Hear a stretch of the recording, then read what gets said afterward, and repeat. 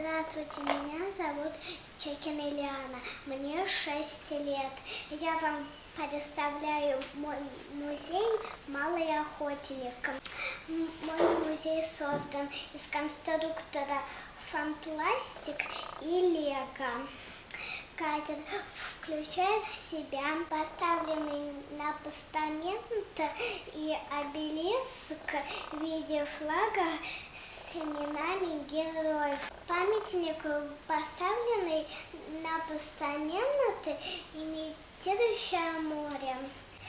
Этот мой музей могут посетить обычные люди и узнать о подвиге этого судна, также члены его экипажа.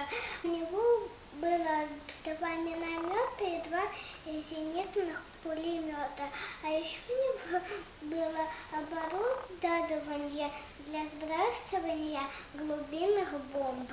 У него был деревянный корпус, и длиной он был 27 метров, а шириной 4 метра. Это судно было создано до войны. Основные задачи — охранять государственные границы и охотиться на подводные лодки. Весной 1943 года бомбы сыпались на корабль градом. До рокового удара дело не дошло.